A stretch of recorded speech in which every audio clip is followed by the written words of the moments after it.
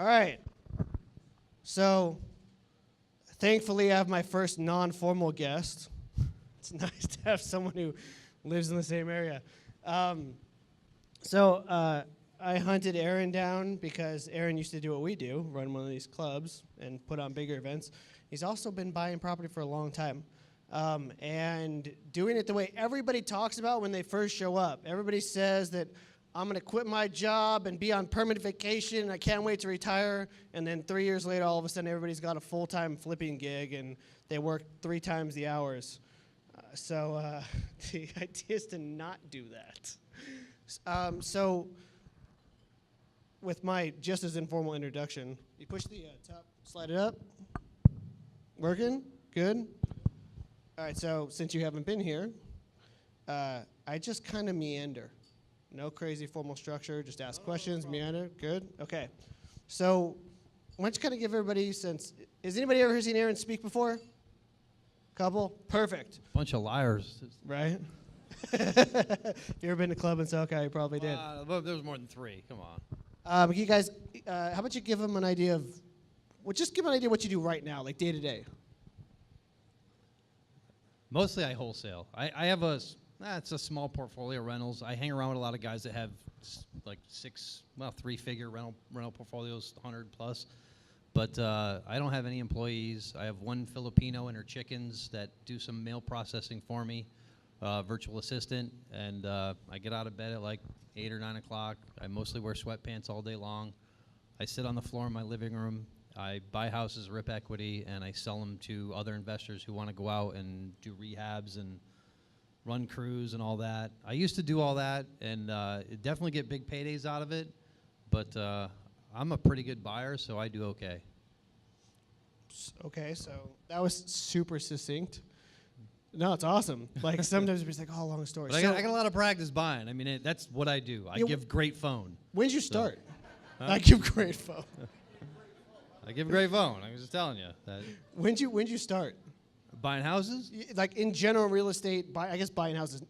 Nothing off the service side. I bought my first property in 2001 or 2 in Irvine. I did not have a job. Okay. I had no income.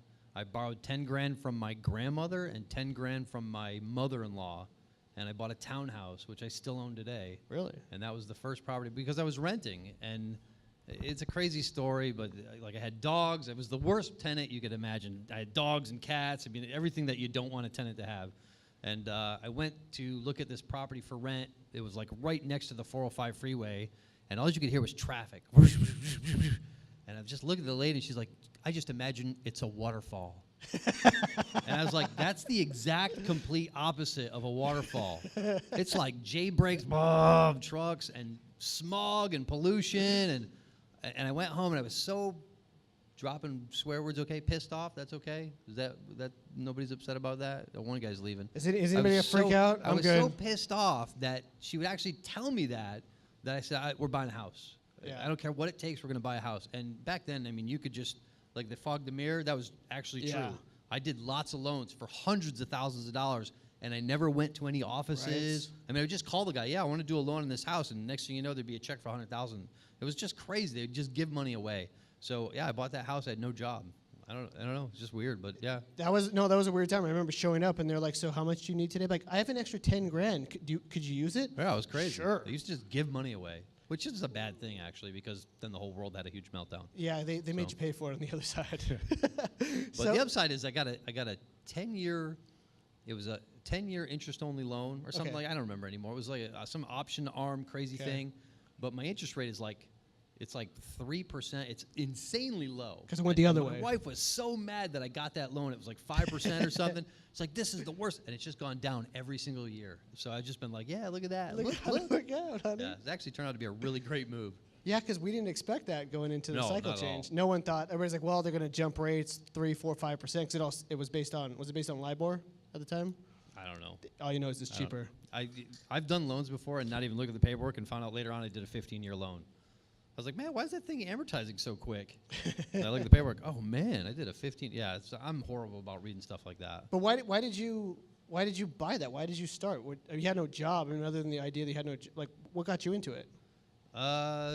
Yeah, well, that story where I was going to rent, and then the lady said, tried to tell me about a waterfall, and I was like, that's crazy, and so I bought. It was just accident. Yeah, just because I didn't want to rent and live next to the 405 Okay. freeway. So I bought, because I had dogs, and I Yeah. was renting. It was hard to find an apartment in Orange Okay. County with dogs. So I bought the house, the townhouse. I bought that, and I just started, reading books or something. Sure. I was like driving a forklift. I was making $2,000 a month driving a forklift on construction sites, which is makes crazy. sense. But then I got into the window business, and I was killing it, man. I mean, that's like being in the mafia. I'm telling you, you guys want to make a lot of money getting a window business. It said Jim's got the same story. I was making like $20,000 a month selling stupid ass windows. 20 grand a month. I was making so much money that I was paying, my quarterly taxes were like 25,000. I think at one point I got my quarterly estimated taxes up to about 40,000 a month. on window commission Selling sales. windows, commissions, yeah. It was so crazy, but I was doing huge apartment complexes. So I was doing big, huge apartment complexes all over the state of California. I was running like 30 jobs at a time. I had a little office in Santa Ana. And I went to my CPA, and I'm just like, dude, every time I make money, I give it all to the government. Yeah. He's like, you have no overhead. He's like, what do you expect? He's like, you don't have a company car, nothing. He's like, you pay gas, that's it. Like, so the office, I was working for another company, so I didn't have office, I had no expenses, zero. So he's like, buy real estate.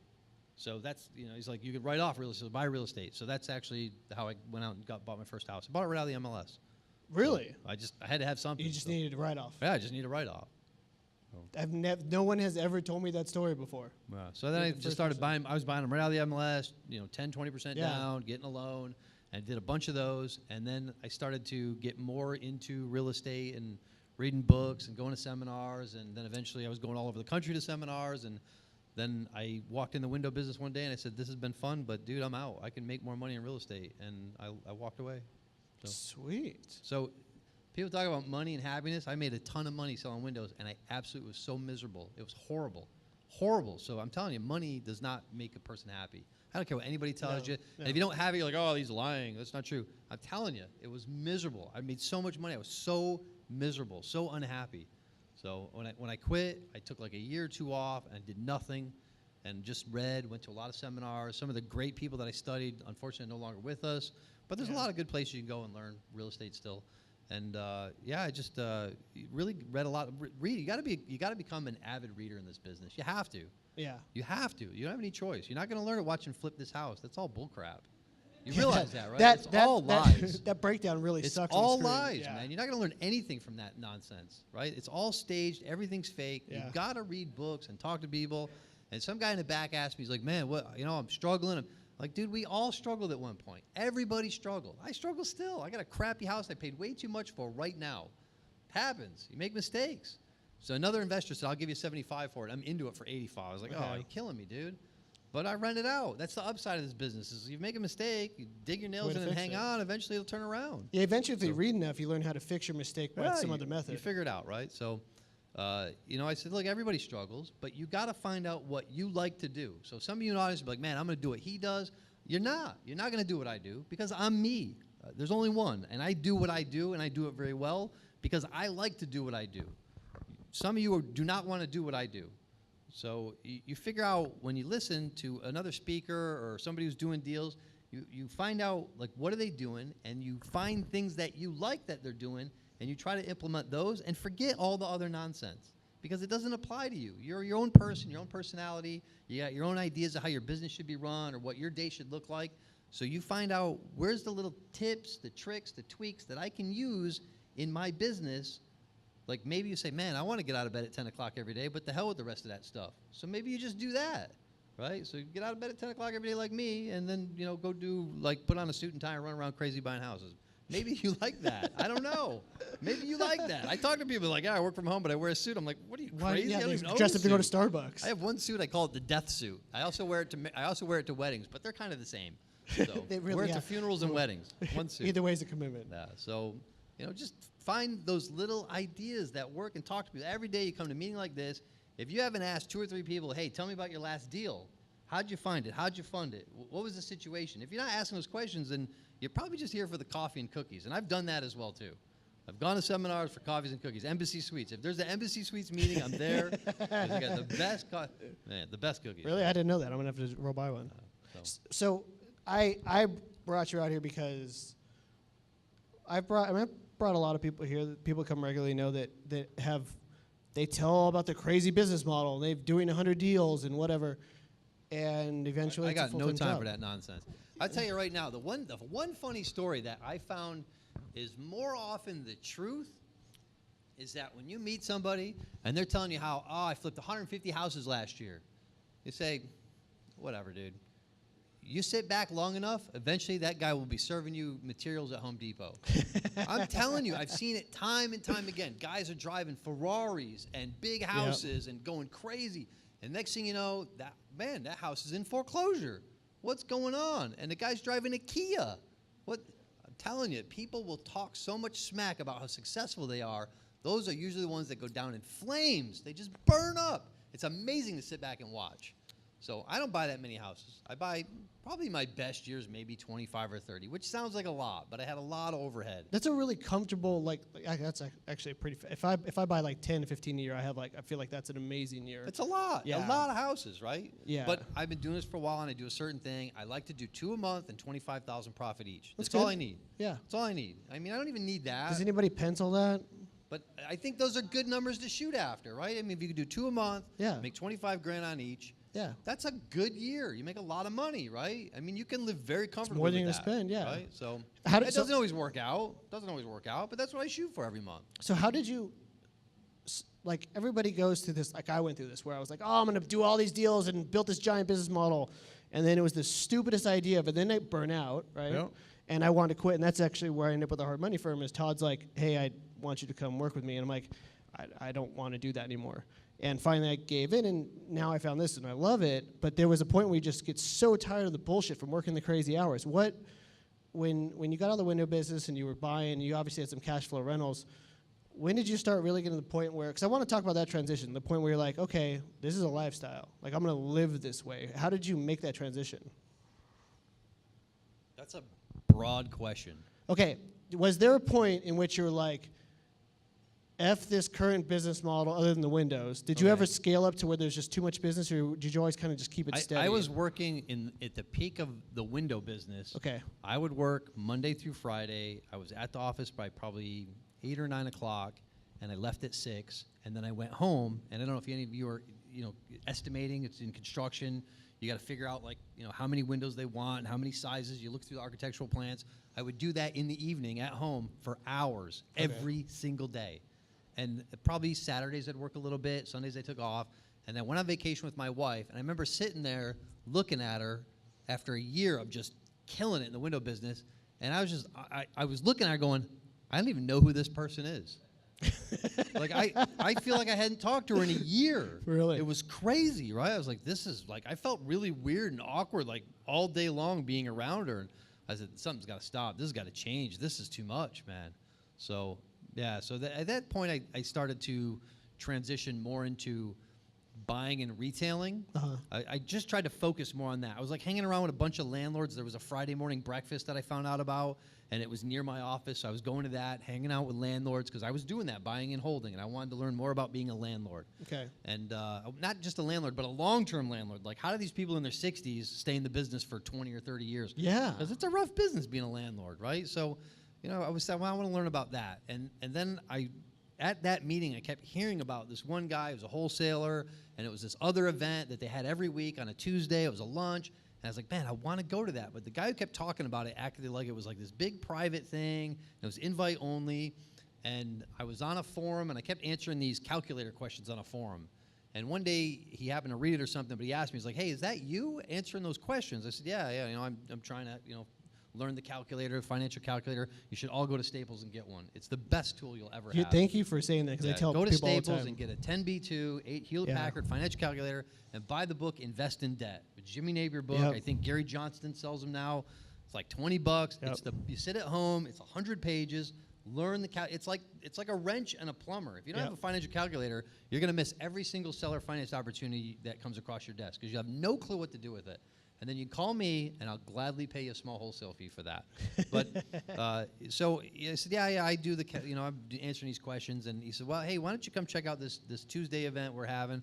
So I went there, and I just knew that I was on a mission. I was going to be friends with this guy who was a well-known wholesaler at the time. I mean, he still is, but he's not as active anymore. Sure. And I bought my first wholesale deal from him, sight unseen. No, I mean, all risk. I mean, I just purely went on this guy's reputation. And I bought like a 2-bedroom, 1-bath in the worst part of San Bernardino. But again, the market was booming in the early 2000s. I probably paid like $180,000 for that, which is insane, right? It was on an equity line of credit. And some cash that I had, and I asked around and said, hey, I need a rehabber. Is anybody, any investor here can refer me to somebody? And one guy said, yeah, I know a guy, and he was the worst person ever to do a rehab. But he did it for me, and I sold that house and made $26,000 profit. And at that point, I said, I'm doing this full time. I'm going to do this. So I had enough money in the bank, and I was able to walk in and quit the way. I mean, I kind of dragged out the window business because when you're selling big construction jobs, they don't happen all at once. They do it in phases. So, you know, you got to finish up. You can't just walk away from your customers. So, yeah, I slowly finished that up and just transitioned into full-time rehabbing and flipping. So so now that you've gone to, you know, essentially mostly wholesaling and buying the occasional deal, especially seller finance stuff, have you set yourself up so you're remote, or do you like leave and then shut the world off and then come back when you go on vacation? No, I do it. I have it all set up. So I was in India last year, and I bought a house in Mission Viejo. I was in my house in India, not my house, but the house that I rent. I would go there a lot of times. I've been there like 6 times. So I rent this house, and I was there, and I bought a house in Mission Viejo, and I wholesaled it to an investor who lives now down in that area. And I made more money on that wholesale deal than I spent my entire vacation. That's awesome. Yeah.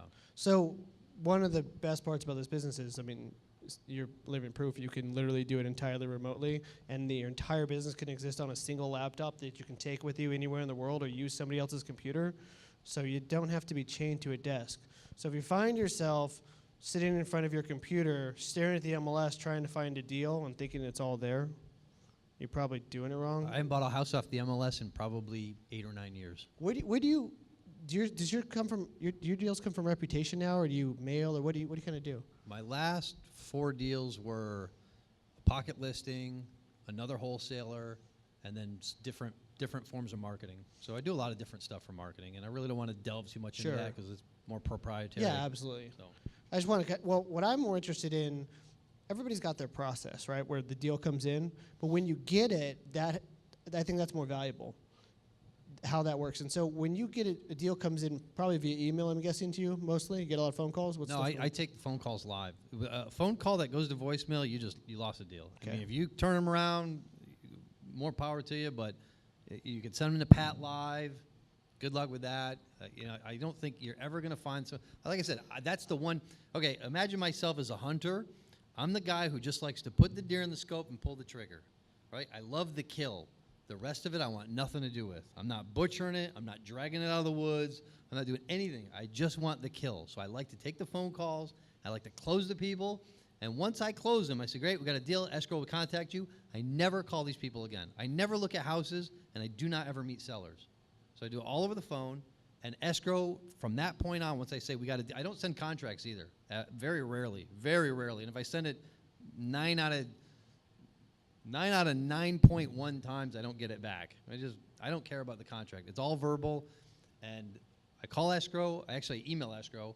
Here's all the details, and it's all in her. It's her problem now. I let her deal with it, and I just let me know when I pick up my check, and I don't let them wire me my money or anything. I'd rather go and visit the escrow ladies because you can bring them presents and gifts for doing all that legwork. And they like to see my little daughter, so it's fun. And she gives me candy bars, paydays, of course. So I remember I used to get those. Yeah. I haven't got a payday in a while. Man, I remember the old days. They used to give gifts all the time. Man.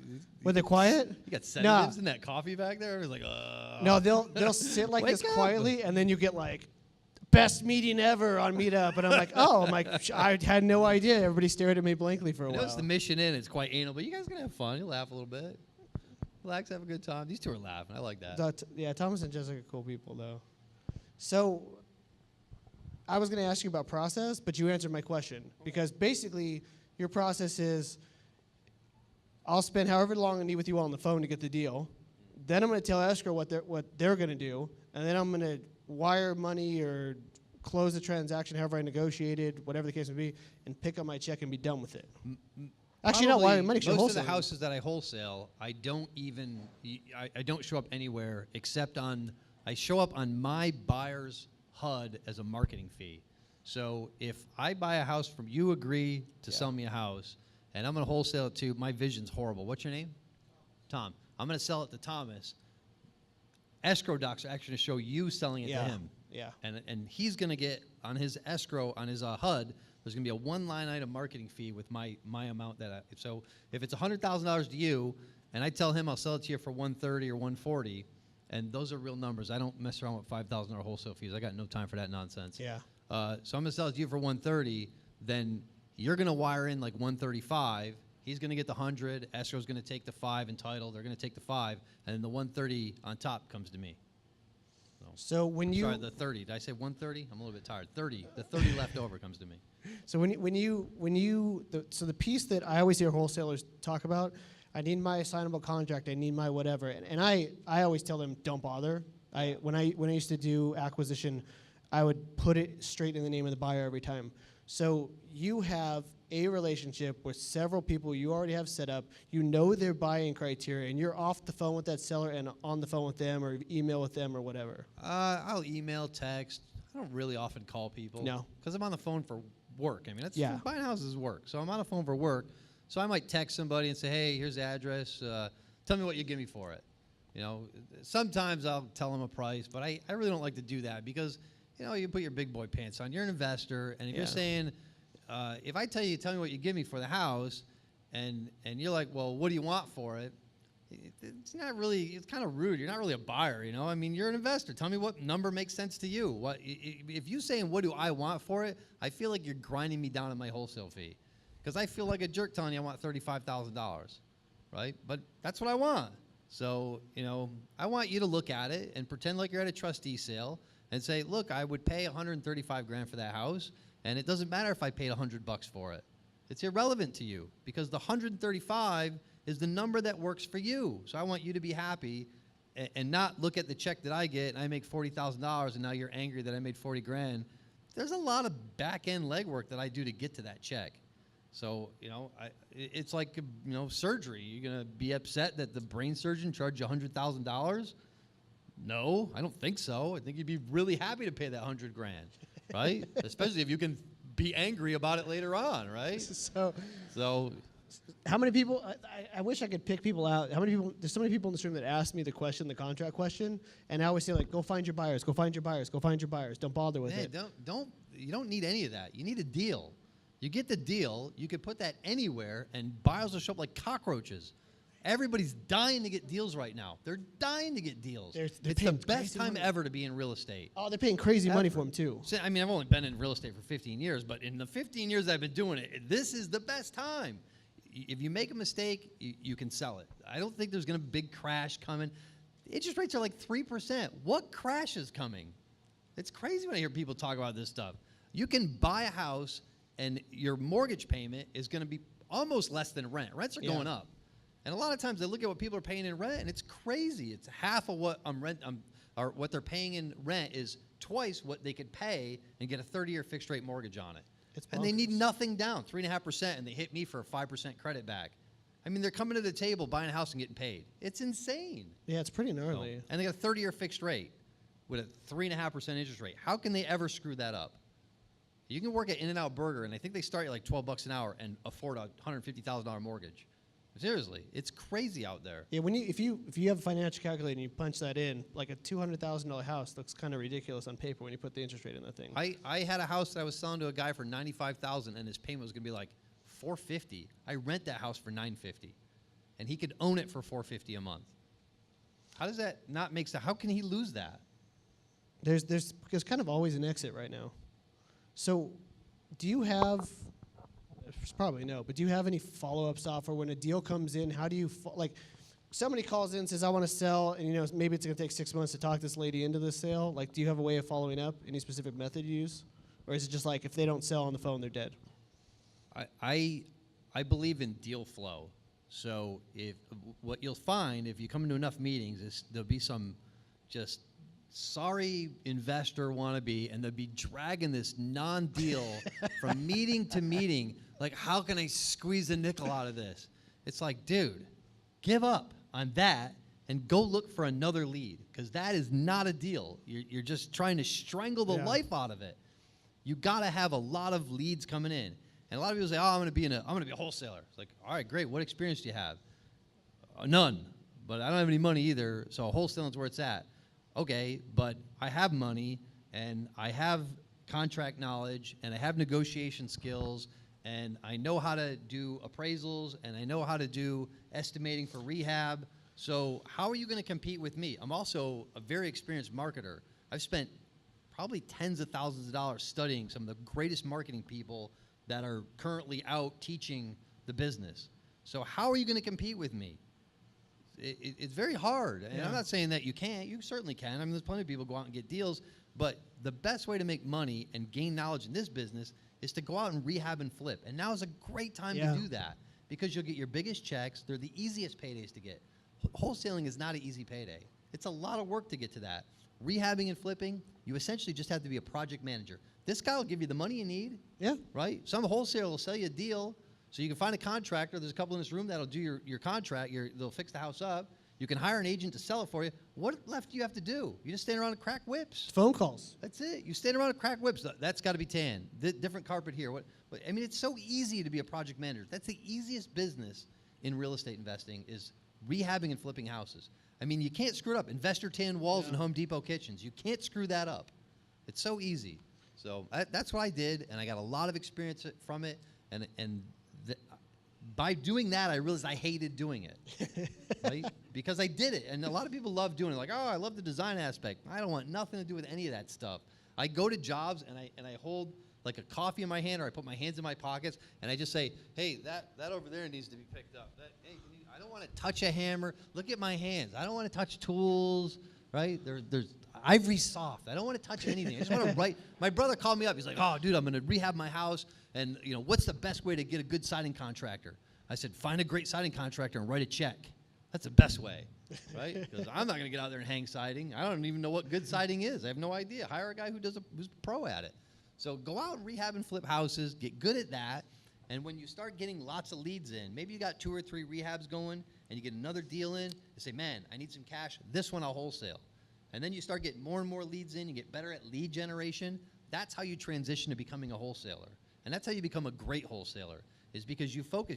Wholesaling is not real estate investing. It's marketing. That's what it is. It's lead generation, deal flow. I sit at home all day long, and I just try to get my phone and my email to blow up.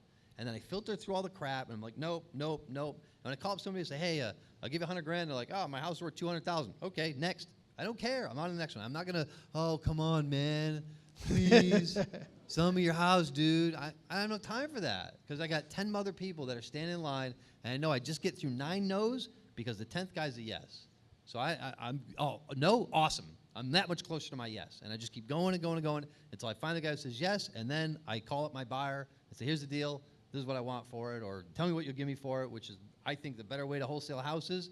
So they buy it at a price that they like, and they're happy with the deal, and we all make money. But they got to make money. You can't rape your buyers. They got to. I'm so happy when they sell the house for way more than I estimated it was worth. That really makes me happy when I see I thought they make 30 on it, and they made 50 or 60. That's awesome, because I know they're going to buy from me again. And I want them to make money. I don't want to see anybody that I do business with lose money on a deal. That just sucks, and I've lost tons of money on deals. It's just part of the business. Every business has loss. Yeah. You've probably run a meeting here, and hardly anybody showed up. Yeah. It's loss. You just deal with it. You keep moving forward. I've lost tons. I lost $10,000 on a stupid mobile home in a senior park in Brea, $800 a month space rent. Don't ever pigeonhole yourself into that type of deal. Right? Now, we had a partner, so we each lost 10 grand. So, just try to buy stuff that everybody wants. 3-bedroom, 2-bath, track house in the middle of the street. Easy to sell that stuff. Easy to rent. Yeah, there's 100 people. You can do stuff with that. You can't do anything with a 7-bedroom house in Norco. I had one of those too. Yeah, I just got a phone call like that. What do you think about this 7-bedroom house? It's 2,500 square feet in the middle of a neighborhood of 1,500 square foot houses. I'm like, don't buy it. I paid $750 grand for that house. I sold it for $1.25 million. Damn. I made 40 grand after 9 months. 40 grand. I had to pay the agent $150,000 commission. I had to give the buyer over $100,000 credit back to put in the swimming pool that he never put in. So I'm just telling you, dude, stick to the easy stuff. It's so much easier. Don't deal with fake rich people. They're the worst. Those are people who buy over 700, Like 700 to 1.5 million. You making $300,000 a year, you're not rich. You got good money, but you're not rich. And you don't deserve to come in and be picky and complain about everything. You just don't want to deal with that stuff. They're a pain in the ass to deal with. So just stick to the people that are so happy to have a Home Depot and Chinese granite. They're so happy. Like, that's amazing. Like a $1,000 stainless steel dishwasher package. They've never seen it before. They're so happy. Just sell to those people. It's so easy to make money doing that. They're just pumped. They have the security of knowing the house is fully renovated. They don't have to maintain anything. Yeah, they move in. Yeah, they're so happy not pay rent anymore. They just, you got a mortgage, but it's theirs. They're so happy. Sell to those people. So you ran a club for a long time. How long did you run the club? A couple of years. Okay, so a couple of years. I got 15 minutes. So you ran a club for a while, and we get a lot of this here. Do you get you got the, I'm brand new, I have no idea what to do, and I want to get started, and that's the blank canvas question, and then there's always a response you develop over time. So what was the response you developed over time? What you just said? Well, somebody asked me in the back that exact same question. Like, well, not a question per se, but they outlined their scenario. When I first got started, I looked for the best real estate clubs I could find, and I went to every one of them every single month. I was driving to Bill Tan's club in San Diego. Now he's got, I mean, you guys are probably Arcadia's somewhere good. within this vicinity. He's got one in like Arcadia. Arcadia, right? Yeah. Not that far away. So I was driving to San Diego every month. I was driving to Jack Fullerton's club in Orange County every month. That's closed now. He's gone. He's around, but the club's gone. I was driving to, there's a couple other clubs I was going to. A lot of them are gone. But I was going to these clubs every single month. I just made a point. It's like a dentist visit, right? You don't skip the dentist, right? You got to go. So I said, well, I got to go. I got, wife, I got to go. I got to go to this meeting. I'm driving to San Diego. And I went every single month to all these clubs. And I probably did that for maybe 2 years. Every month. A club a week. Every month. And I just went, and I went, and I went. And I listened to the speakers. And I look for what do I like that works, what do I like that doesn't work, what's that guy doing? Like, I'm not going to go do big additions. I don't want to do that. Sounds exciting, but I don't need that much drama in my life. I'm not going to go build apartment buildings. I'm not going to, I just want a simple 3-bedroom, 2-bath. Maybe it needs a roof, and there's a crackhead living in there. I love that deal. That's it's best, so easy. best properties. I just call the lawyer, we do the eviction, or I wholesale it. It's so easy to make money doing that deal. You think, oh, there's no deals. Go to Ontario Airport, get in the plane, fly up, look down. You fly to San Francisco for the weekend or Vegas, and look down and look at all the houses down there. Some of those people got problems, okay? Some of those people. In my neighborhood, there's probably 20 houses. One of my great friends flipped a house right behind me. I missed the deal. In my neighborhood. They're everywhere. There's deals everywhere. There's deals all around here. I bought an apartment building right down the street from here. There's deals everywhere. You just got to get out and look for them. Yeah, I agree. So it's so the business is easy, but it takes work. It's a job. It's not like, oh, I'm going to make money. I'm going to sit at home, do nothing all day long. I'm going to be rich. It's going to be amazing. It takes work. It takes a lot of work. Some of my very, very successful friends, they're out going to meetings all the time. They're working. They're networking. They're on their phone all the time. They're always working. It's a job. It's an easy job. Yeah. But it's takes It's work. fun. You're trading one job for another job. If you're thinking I'm going to quit and go into real estate, but I think this one can be more stressful. Because you're dealing with a whole lot bigger amounts of money. And other people's money. And it's high stakes gambling. Yeah. I mean, if you're really into real estate, you are a high sensation thrill seeker. I mean, it's like jumping out of airplanes, right? I mean, you can go from 0 to 7 figures, but you can also go from 0 Really to fast. negative hundreds of thousands of dollars in I've this been there. business. I've been there. I have a lot of friends that went bankrupt, foreclosure, but they stuck with it and they turned it around. It's a very risky. I mean, it's high stakes gambling. But we try to stack the card in our favor. We take a peek at the dealer's hand. We say, oh, I'm going to gamble this much. But it is gambling. All the time. There's no guarantee you're going to make money. No, not at all. So, all right. Well, where did I go with this? That's such a, like, we went to, I think, 15 meetings a month. So we were first fundraising. We went to 15 meetings a month. You got it. You got to get out and pay your dues. And it was crazy because we all looked like just death warmed over, pale. And Gary Vaynerchuk, if you know who he is, he's a marketing guy. He says, "What's your 9 a.m. to your 9 p.m. to 1 a.m. look like? Like, what's your day look like? What do you do in those hours?" And that's what we were doing all the time. And so we were going you were going to 1 a week. We started going to 3 a week. And I'd never recommend going 3 a week. And we have a list of meetings we recommend you go to that are all no sales and good presenters. So when you went to all those meetings, other than the knowledge, like, what happened to your network? Did you find that, like, you just had a massive amount of resources after a while? I would look for somebody that I knew in the room, and I would always ask, who should I get to know here? Okay. Like, who's the one person in this room I should get to know? And if you have a friend here, maybe they know. And you might not always get directed to the best person, but eventually you start to figure out where the real players are. And there's players who show up here. I mean, there's probably a lot of people who haven't done much, maybe one or less than 5 deals. But there are people who are in this room that have done over 100 deals, and they just like to come out and hear what people have to say. Yep. They're looking for that one little nugget that they can say, man, if I can just implement that in my business, everything will be different. So they're here, and it's amazing that a lot of times I've met people that I had no idea they're flipping 50 houses a year, and they don't brag about it. They don't have a social media account. They're not putting pictures of rehabbed houses on Facebook every day. They're just doing their business, flying under the radar, making 7 figures a year doing rehabs and flips. They're out there, and there's probably some in this room. So you just got to get to know people and look for the people who have value, and the people who don't, hey, how you doing? Excuse me, got to get by you, right? On to the next one. Find the person who has value and can help you out. There's a lot of people who come to these meetings, not this one in particular, but just in general, and they just want to socialize. They want to get the thrill of the deal, but they're never going to do real estate, unfortunately. So Yeah, it's like a high five every time they show up. They Yeah. go home. They come every single month.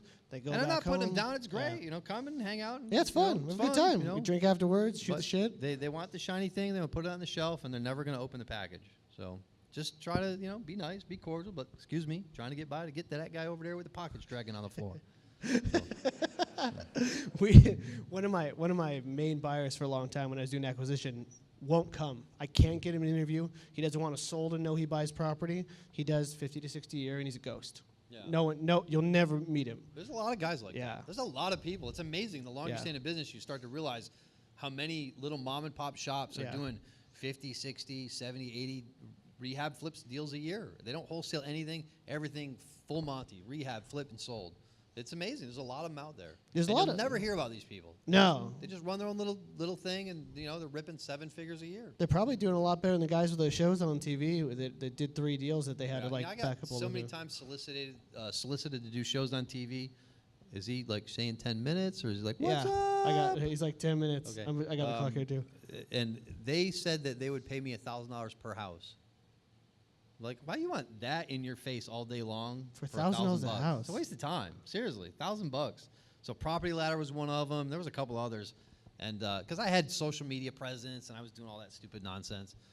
So I got a bunch of times people came to me and said, "Hey, we want to do a show." And I was talking to one of my friends, and he's got like 100 houses. He's an old school landlord, and he just looked at me and said, "The whale who surfaces gets harpooned." He's right. I said, man, that's a smart dude. So I said, you know what? I don't want to be on your stupid TV show. I feel like we've been talking to the same people. Yeah, probably have. I mean, Yeah. it's a Yeah. tight-knit circle. So. There's some really good. Do you go to mixed lunch? It was Mick who said that. Okay, that's why I asked. So that's like one of my favorite people to talk to for that Yeah, stuff. Mick runs a Tuesday lunch at some Chinese buffet. In Pomona. You should The go. Grand Buffet in Pomona. If Call you in haven't sick to gone, work. It's worth your time. Go. noon Grand Buffet in Pomona, go talk to Mick. It's If awesome. you'll take a couple hours out of the day to go to the dentist, you should take a couple hours of the day to go to Mick's lunch. Yeah. It's amazing. He's got some good references too. He's Yeah, got a good turn. that was actually that meeting used to be at the Sizzler, which is gone now. Which is gone. That's where I bought my first wholesale deal. Really? And I sold a dozen houses in that room. I sold a house at that meeting probably 2 months ago. Have you been to the Exchangers meeting? No, So Andy keeps talking about going to OC Exchangers. I haven't been out to that crowd yet. I don't know anything about them. I haven't been there. All right, we got Tim. We have like 8 minutes left. Any burning questions? Yeah, that's what I want to ask. Like, anybody got a question they really want to ask? I'd like to do a little audience participation. Jessica?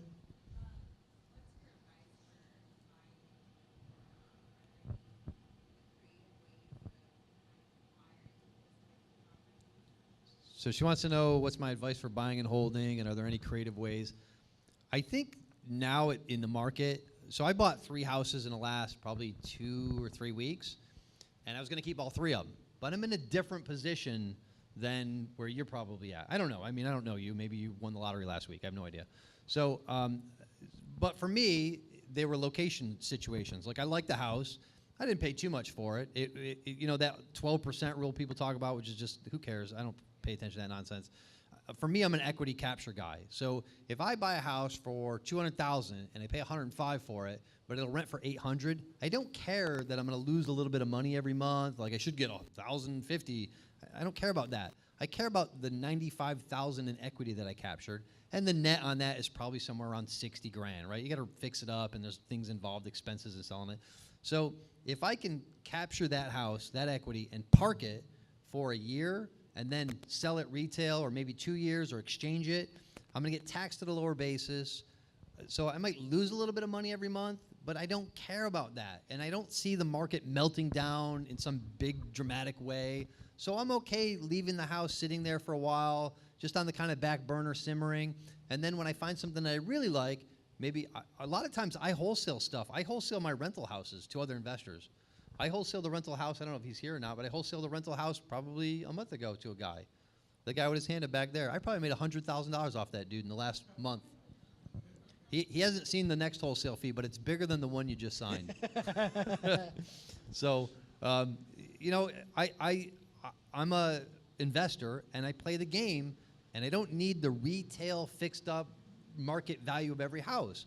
So I like to horse trade. And that's the real fun in this business for me, is maybe I get a house in one city that I don't necessarily like or own properties in. So maybe you do, and you have other properties there. And I say, hey, you got one in my city, I got one in yours. Let's swap. That's a lot of fun, right? So I think buying and holding now, if you're looking at a cash flow standpoint, I don't think that's the best idea, because the prices are at a point where it's difficult to get financing, and I don't suggest anybody go to the bank and get the 30-year fixed rate. It's good, but when you're just getting started, you really tie up a lot of capital in that, and it's probably better to just rehab and flip and build your net worth, build your operating capital till you get to a point where you say, man, I've got $100,000 in the bank, which is not a lot of money. It's not. If you don't have that much money, you're like, oh my God, it's so much money. It's not. I mean, we're buying houses that are $200,000, $300,000, $400,000, $500,000. $100,000 is peanuts. It's not that much money. So you got $100,000 in operating capital. That allows you to go out and get that next deal, and you say, you know what? This is a nice house. It's in a great neighborhood. It's in a good school district. It meets all the smell test. Like, somebody would want to live there. I can rent it easily. Maybe I paid a little too much for it, but I captured a lot of equity on it. That's the house I'm going to buy and hold and keep, right? So there'll be a time, hopefully, in the future when we will see prices and rents at a point where it does make sense to buy and hold. And you'll talk to guys who have dozens of rental properties, like, oh, I bought and hold 20 houses last month. They're in a different location than you. And you have to take that into consideration when you talk to these people, like, where's this advice coming from? Because I had a guy who told me, hey, you should get a 10-year interest-only ARM on your house or whatever, the worst possible loan you could get. And I did it, and I got all this money out, and I went and bought 2 more houses as rentals, and then the market melted down, and I was royally screwed on 3 houses now, when I had 1 house that had great financing on it. But then when I thought about, man, who's the guy telling me this? This guy had 200 houses. So for him, it made a lot of sense. He needs the write-offs, the interest-only payment he doesn't care about. But for me, it was financially earth-shattering. It was a huge disaster, right? I mean, I got through it, and that's real estate. You get through it, right? At night, you lay in bed awake, and they're going to happen. You're going to lay in bed awake and stare at the ceiling thinking, what did I do? But you wake up in the morning, and you realize, I still got my arms and legs. I got my wits. I can go out and hustle. I can do it again. The most successful people you'll meet, they'll tell you about horrific, like Bruce Norris probably spoke here, horrific nightmare financial messes he's created, right? You just keep pushing forward. You'll figure it out. You get through it. Life goes on. You'll make money. Right? Losing money in this business is part of the game. It's no big deal. It's only money. You go make more. Exactly. Don't worry about it. It's only money. You make more. It's fun, right? Oh, I lost 10 grand on that. Son of a... So the one guy offered me 75 for my house today. I said, well, I wholesaled 2 houses on Monday and I made 67,000, and I'll lose 10 grand on this. And my net for the week's 57,000. That's not bad. I want to go. Not bad. But I said, you know what? I really don't want to lose 10 grand today, so I'm just going to rent the house out. Yeah. Part of the game. It's just a game. It's a game. That's all it is. And I was, years ago, I wasn't in that position. To buy 1 house is like, holy crap, I bought a house. This is crazy. I'm going to do 2 this year. 2 this year. It's going to be wild. And then I got like, man, I'm going to do 4. And then I remember our first month I did 2. I'm like, holy crap, I did 2 houses this month. It's unbelievable. It's insane. You just keep going now, 2, 3 a week. I mean, I don't do that consistently, but I have weeks where I'll buy a couple of houses. It's part of the business. You get acclimated to that, right? It gets that cadence too. You're like, well, I don't have to call escrow for a week on this one, so I'm worried about that lead. And you kind of forget about stuff for a little bit, and then make some phone calls. There's lots of leads where I'll just forget to call them back. Like, crap. And then I realize they sold to another investor. I'm like, man, I had one that came in last week, and it came in on my phone. I was in Orange County, like, doing nothing, just wasting my day, middle of the week. And it came in, and it was a riverside house. And I sent it to a friend of mine, and he's like, hey, I'd sell it for this. And the seller sold it to somebody else for $7,000 less. So that lunch cost me $7,000. Pretty damn good lunch. It was Orange County. I think it was worth it. That sucks. I would like to have had that deal, but I missed it. Yeah, life goes on. Questions? Other questions? How'd you find the deals? They were all marketing efforts. Just different strategies I do. What you got in the back? I can't say that again. I can't hear you. I'm old and deaf. I don't look old, but I'm old. Can somebody relay that? I need a relay. Best book on marketing. Best book I've read so many of them. One I really like. It's brutal to get through. It's like 500 pages. It's the Robert Collier letter book. Oh, it's so good though. It's a good book. Yeah, and it was so written like good. 100 years ago, which is just crazy. Not that long ago. It was written a long time ago. They're online That's too. a really good book. They're online for free, I think, all the letters. Yeah, you can probably find all There's that a website. They're and all I like Gary, what's his name? No, he was in prison and he's dead now. And I can't even think of his name. He was in a prison up like north of the 395, off the 395. God, what's his name? Gary, somebody help me out here. Nobody, no Which one are you marketing? talking about? Huh? What book is it? What's it about? Why It's would you buy a book? letters from, I don't know, letters from the inside or something. I don't know what the name of it is. Just Come on. Google marketing guy went to prison. I'd probably find a lot of them. I'm gonna go through my His Amazon name's list. Gary. Nobody? Come on. Yeah, I know what you're talking about. I can't think of what his name is. Oh, what's the Damn. book? It's a white book, and he was in prison in Central California off the 395. I actually like the book so much I went to visit the prison. It's closed now. You went and visited him? Yeah, I went and visited. I went to Oh, visit. He's like- I'm dead, like but I went to him? visit I'm the like- prison. Like, man, I wonder if this is the cell he was in. You can walk around there. It's closed. But he was writing letters to his son because he didn't know if he'd get out of prison alive or if he'd get out of prison. He's writing letters to his son to teach him the business. Marketing. And those letters are really good. It's just a book of letters that his son published. I can't remember. His name's Gary. I'm gonna look it up. Halbert. Halbert. Gary Halbert letters. Gary Halbert letters. And they're the boron letters because that's where the Yes. prison he was in. Yes. Boron. That's a great book Yeah. too. I like that book. That's it. Okay, that's it. But I was in Dan Kennedy's mastermind thing. Very, very expensive. So if you're gonna commit, you commit. You spend the money. Don't do that now. If you got one deal a year going, that's not something you want to try to bite off. That's a big elephant to swallow. Yeah, like now Michael Corliss is doing something. We can go to his office and work for free. And I'm not talking bad about a guy, Yeah, but I I think there's a know. lot of BS floating around there. maybe. I think there's a lot of BS. I mean, if you're making that much money, why you live in Blythe? I mean, wherever the hell he lives. I'm just saying. You're buying 85 houses a month.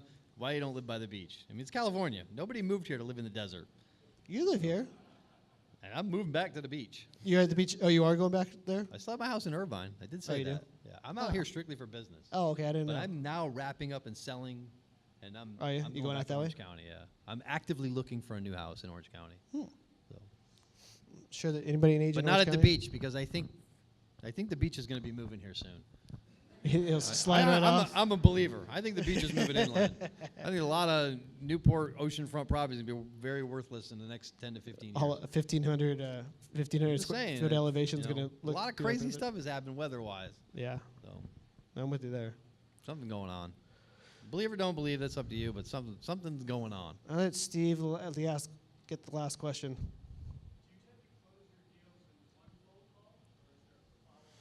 Most of the time, the first time they call, I'm going to shoot the deer when I got it in my sights. But sometimes there'll be, a couple of phone calls, like 2, 3, 4 phone calls. But I really stay on them, so I'm going to ask them. So a lot of the negotiation stuff I do, it's about getting commitments out of people. What's your name? Steve. So I'm like, Steve, so you need to talk to somebody about it. You need to talk to somebody about the offer. I'm going to give you $100,000. Does that work for you? Is it? Maybe you need to talk to somebody. Say you need to talk to somebody. He says he needs to talk to somebody. Okay, but Steve, does that work for you? Yeah? Okay, so whoever you talk to, you're going to put in a good word for me, right? I mean, you like me. We could do business together. We could work this out, yeah? Yeah, so you're going to go to bat for me, and hopefully we get this done? Okay, Steve, can I call you on Wednesday? Wednesday morning? Does that work for you? Be a good Okay, time. so hopefully you're gonna go back. You're gonna go back for me, and you're gonna tell people that I'm the right guy. I can fix this for you guys, and I'll give you a call Wednesday. We'll get this wrapped up. We'll open up escrow. See, it's about I nail people down. I'm not gonna let them get away, right? It's like the guy that does the exterminator. You see, he's got the trench coat with the hammer behind his back. Yeah. Right? They see the rat. They're not gonna let it scurry away. They're gonna whack that rat, right?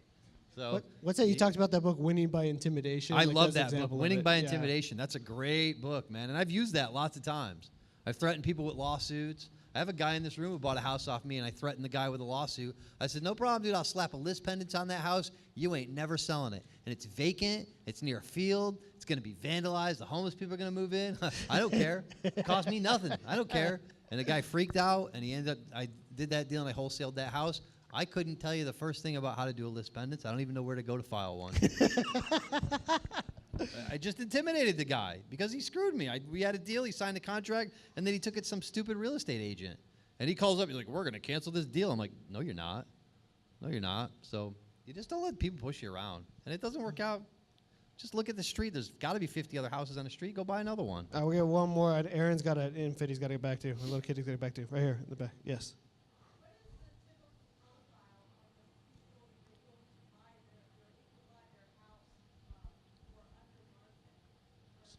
I've bought houses from doctors, lawyers. I mean, Can I? so she's asking me, like, what's the typical profile? And I'm telling you, there's not. And that's the hang-up where people who just get started in the business, they think there's, like, the magic beans, like I got them in my pocket here, or, the magic seller, or the magic words on my marketing. None of that exists. I took a guy, I used to have breakfast with this guy once a month. And he wanted to learn about marketing. He was a really nice guy. I said, no problem, let's just do some business together. So he had about 20 rental houses between San Diego and San Bernardino. And he's owned them for years and years and years. So he's on everybody's hit list. So I said, bring everything you've got that people have sent you about selling your house. So he brings it all in, and we put it all on the booth. And I say, look at it all. Show me what you like about all these things. These letters and postcards, and there's everything you can imagine under the sun.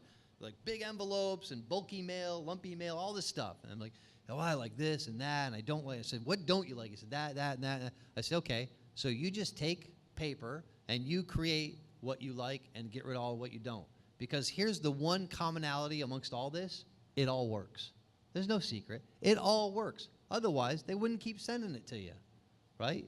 So if you mail 10,000 people, or you do online marketing like clickbait or pay-per-click or whatever you're doing, there's going to be a certain number of people who look at that and say, that ain't for me. And then there'll be a certain number of people who say, I'm interested. And then there'll be a certain number of those who say, hey, tell me more.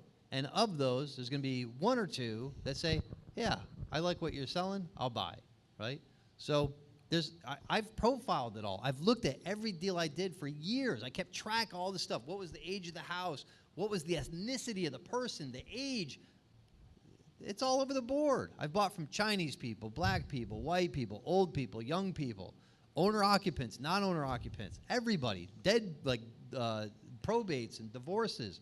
There's no, the guy called me today, and here's another thing that I do is, okay, so if you're not an investor, like Thomas, right? Yeah. Thomas, you know nothing about real estate. You see some marketing online that says we buy houses. What's the first thing that comes to your mind? Skepticism, right? You're like, man, this guy's going to rip me off. So when you call me up, the first thing I'm going to tell you is, hey, man, I'm not the right buyer for everybody. Because you're like, well, what's the deal? What's going on with this? What do you mean you buy a house? Hey, Thomas, you know what? You probably make more selling it through an agent. I'm going to handle that objection right up front. Say, look, man, I'm not the right buyer for everybody. You know, I'm not going to give you full retail. I can't make any money. And if I were going to pay full retail for houses, I'd just buy my neighbor's house because it's for sale. And it's right across the street. I'd keep my eye on it, right? So I'm not the right buyer for everybody, but I'll tell you what I do.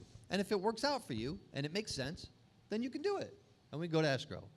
So you just got to handle that objection right up front. Be honest with people because that honesty goes way more further than all the BS. I tell you right now, none of my stuff says I pay cash. I close in 14 days, 7 days, 5 hours, 10 minutes. Because nobody cares about that stuff. They own the house for 22 years. Do you think they need to sell the house next week all cash. Guess what happens when a bank wires money in? It's all cash. And it's a lot more than you're willing to pay, right? So the reality is you just have to talk to tons of people and look for the people who have two things in common. And it ain't race, sex, religion. It's motivation and equity. And if they don't have those two, you say, thanks for the call. I appreciate the opportunity. And you hang up and go on to the next one. Now, when you get in the creative side of it, they still need the motivation, but they may not have equity. You can buy subject to. You can do all that stuff. But I'll tell you right now, you're not paying the bills buying houses subject to in California, because this is a greedy-ass state, and cash is king, right? People want money. They want money so they can get boats and flat-screen TVs and dune buggies and all that crap they take out to the desert and the river, right? That's why they come to California. So they want the money. This is the lottery ticket, right? The house is a lottery ticket. So every once in a while, you'll get the seller finance deal, the person who likes getting that check. But I tell you, if I line up all my seller financed houses, I'd have a hard time paying my grocery bill from the net income. Okay? It's I get one a year, maybe. One subject to a year, maybe. You're not in lease options. Forget that nonsense. It doesn't work here. Go to Texas, you want a lease option. It's probably even illegal there. Go to Ohio or some crappy place like that where prices never go up. The lease option your house is all day long because nobody wants them. They're worth like 40 grand, right? Cash. Cash is king. You need money? Talk to this guy. He'll lend you the money. And I don't really know him, so I don't know what his rates and terms are. I'm just assuming that he's a good guy because you're all here. You all know. Go see him, right? Cash is king. Cash is king. Every once in a while, though, somebody will like the terms. And that's when you get the financial calculator. I bought a house probably 2 years ago, and the 65-year-old woman gave me 37-year mortgage on the house. Sweet. I don't know why. I just said, look, I can only pay $600 a month.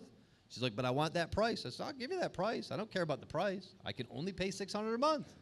It's not me paying, it's the tenant. She was fine with that, so we did a 37-year mortgage. Pencils. But I had a financial calculator, and that's how I could figure that out. That's not like, about the price. That's like the most common question, though. Like same thing, the magic bean thing. Like, what is it about the seller? I don't know. So I was in the car with Thomas, go look at a deal last week, and it's the same commonality with everyone. You are solving a problem, so you're stepping into a leadership position and saying, hey, if you give me what I want, you can take the back seat.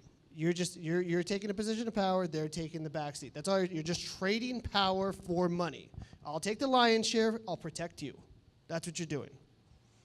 You want a good, go to my LinkedIn profile, and don't send me friends because I never check the stupid thing. That's like the most worthless website. I know people use it like I just vet like people that I hire there. Go to my LinkedIn profile and read my whatever it is they make you write. Yeah. And it just talks about being a capitalist. And what I say is that when you have a problem property or just a property you want to deal with, I'm willing to invest my time, my money, my energy to deal with that because I have those.